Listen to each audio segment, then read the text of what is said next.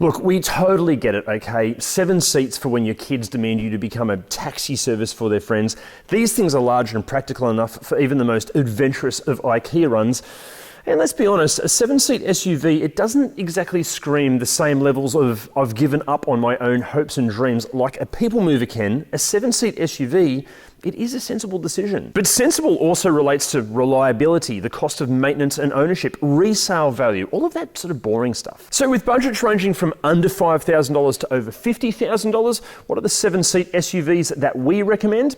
Well, how about we start with a wild card, or technically 2, because they're pretty much the same thing. It's the Chevrolet Trailblazer / Holden Colorado 7 and the Isuzu MU-X. Now, the models to hunt for range from about 2013 to 2020, and aside from the engine, a few other mechanicals, and a handful of aesthetic differences, these share the same platform, suspension, most of the electronics, and a host of other components. Pricing ranges from well under $15,000 to over $65,000, so there should be an example to suit most needs. Although there are some concerns regarding the Holden, because Holden as a brand, it no longer exists. So what does this mean for long-term parts availability? Well, with how well these sold, not to mention the fact that these are based on the Colorado suit, and that thing sold incredibly well, plus the fact that you will find this engine and transmission in a range of other vehicles, we're pretty confident that parts availability shouldn't be too much of a concern for many years to come. Plus, the Holden was somewhat re-engineered and calibrated for our local conditions, so it arguably feels less truck-like to drive than its twin under the skin Isuzu. However, if the question marks surrounding Holden's long-term support are just a bit too much of a concern, we're confident that Isuzu as a brand will be with us for decades to come. Plus, the 3-litre turbo diesel-powered MU-X is regarded as one of the most reliable engines in its class. Also, just like the Holden setup, the MU-X is based on the D-Max Ute. We should also mention the current generation of MU-X, which isn't related to a Holden in any way, is a cracking good thing. Okay, it might be a little bit expensive for what it is, but it is highly recommended. But either way, with the previous two, while neither are perfect, for example, the infotainment systems in both are often a complaint, and the Holden can have its fair share of transmission gremlins. Generally speaking, both tick the boxes for those wanting a solid, no-nonsense workhorse of a 7-seat SUV. Now, with this being the 7-seat SUVs that you should buy, it does make sense that you go and check out the 7-seat SUVs that you should avoid at all costs. To watch that video, the link is down below somewhere. Next up, it's arguably the most, let's say, predictable offerings for this group, but for good reason. It's the Toyotas. We are all well aware of the reputation for reliability and resilience even when serviced sparingly, the unmatched support network, the affordability of parts and maintenance, and the ability to hold resale value like a classic Picasso. On paper, Toyota's 7-seat SUVs, they just make sense. Now, if you want the most car-like driving experience and rarely, if ever, venture off the bitumen, look at the Kluger, or the Highlander for those outside of Japan and Australia. 2001 to 2007 first-generation models currently range from under $5,000 to around about $12,000. However, a bit of a warning, while they might be cheap to buy, they're going to be expensive to drive because they love a drink. The 2008 to 2013 second-gen examples range from around about $7,500 to a smidge over $30,000. The substantial facelift from 2010 updates far more than just the aesthetics. And if you genuinely have no interest in ever heading off-road or rarely deal with slippery roads, a front-wheel drive variant will do the job just fine. Third-gen examples from 2014 to 2019, they're going to set you back from around about $15,000 to $60,000. And even though they can be a bit on the thirsty side, they are simply superb. Also, just on these, thanks to the used market compressing prices between the different trim specs, we'd actually be looking for a higher spec model with a few more kilometers on the clock over a lower spec model with fewer kilometers. And finally, in Kluger Highlander Land, the current 4th generation kicks off from about the mid $30,000 range and it tops out at just over $90,000. But our pick here is to get a hybrid. Now, the hybrids, they will be asking around $50,000 and above, but these might just be the industry standard for their specific hybrid large SUV category. Now, if you're happy to sacrifice some on-road comfort for off-road and towing ability, let's talk Fortuner. Remember how we mentioned that the MU-X and the Colorado 7 / Trailblazer are based on their Ute siblings? The same can be said for the Fortuner. It's basically a Hilux wearing an SUV outfit. Now, this results in near bulletproof reliability, but on the flip side to that, it is also one of the less refined driving experiences in its class, not to mention other Ute-based based SUVs, they do offer more bells and whistles for this sort of asking price. But if you are happy to sign up, budget for anywhere from about $25,000 to $75,000. And for all of the juicy Fortuner details, go and check out our full review video. The link is down below. Actually, you know what? We have made full review videos on a whole bunch of these SUVs. All the links are down there. But back to the Toyotas and stepping things up a notch. What if you want the best of both worlds? We're talking all of the refined on-road driving experiences, but with the off-road lifestyle and towing capabilities. Well, we need to talk Land Cruiser, and let's start with the Prado. From the classic J90 of the 1990s to the noughties J120, even the J150 that feels like it's been on our roads since the dawn of time, the Prado has been the go-to 7-seat SUV for not only countless families, but also everyone from the police force to mining companies to everyone in between. And no matter if it's petrol or diesel powered, manual or auto, as long as it has some level of servicing and maintenance and hasn't been abused, chances are a Prado will just get the job done and will probably keep doing so long after we've all disappeared. And with such a huge range of different models and trim specs and generations to choose from, the pricing can vary enormously. For example, super high kilometer and just tired old J90s, they can be had for under $5,000.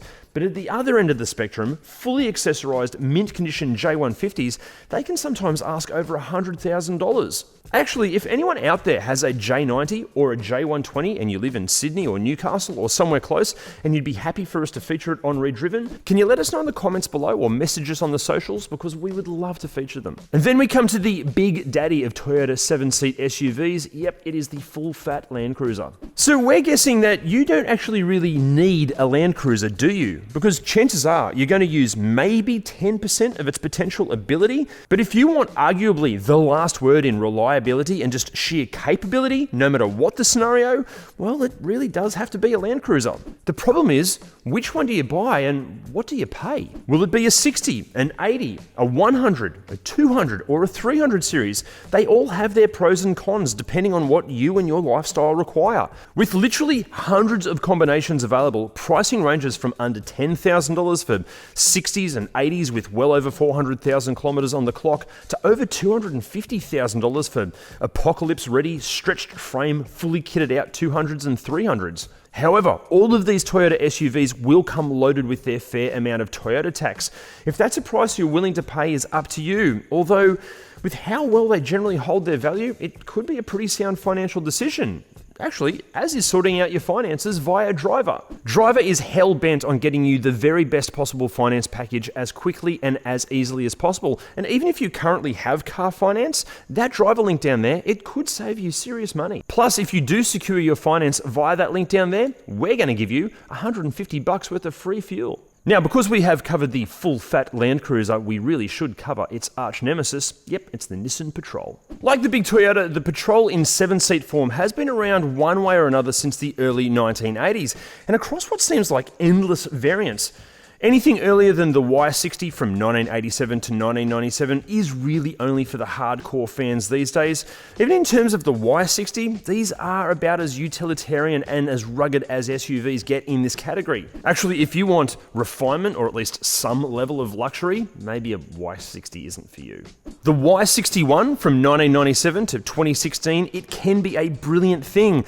Again, it is about as far away from an on-road focused car-like to drive SUV as you can get, but when it comes to reliability and capability, not much this side of a Land Cruiser can come close. Tired old examples showing north of 500,000 kilometers can be had for under $10,000. Mint condition, fully loaded, more recent examples often ask in the mid $60,000 range. But the one that most of us would love to have in our driveway is the 2010 to current 5.6 litre V8 petrol powered Y62. Pricing for these kick off from around about $40,000 and top out well over $100,000.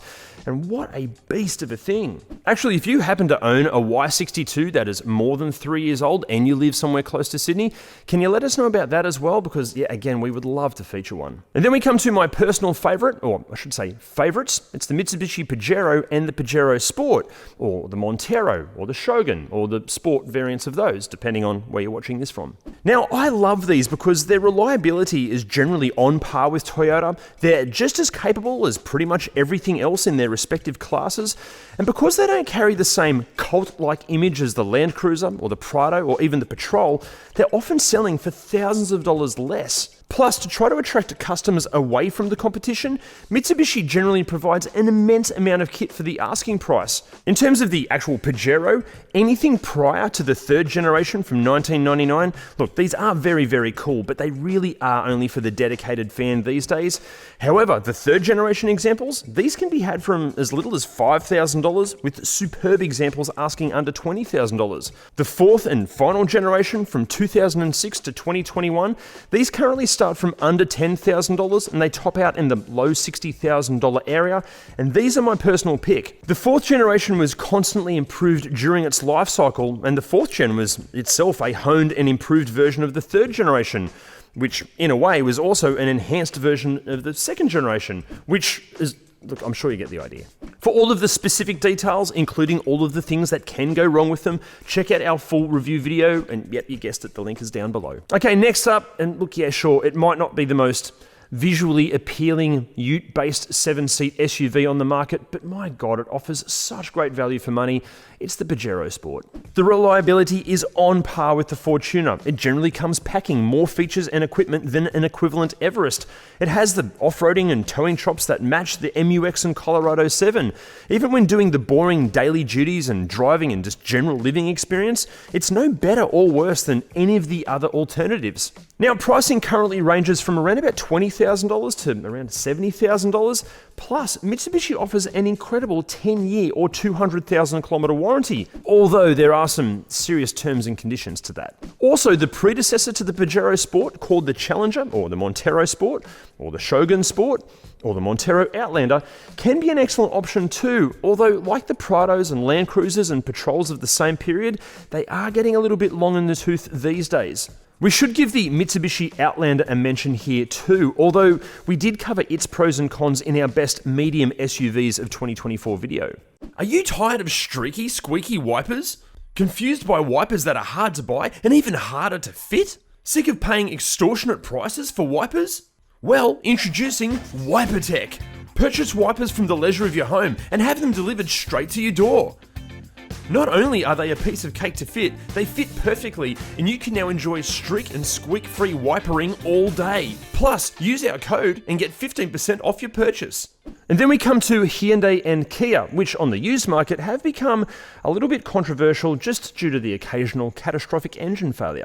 Now, we've covered this before, but this engine issue, it has resulted in class action lawsuits. However, Hyundai and Kia have recalled the majority of affected models. They've resolved plenty of quality issues through repairs and even full engine replacements. And according to a host of experts, the core issue for some of the engines failing in the first place was due to missed servicing and maintenance.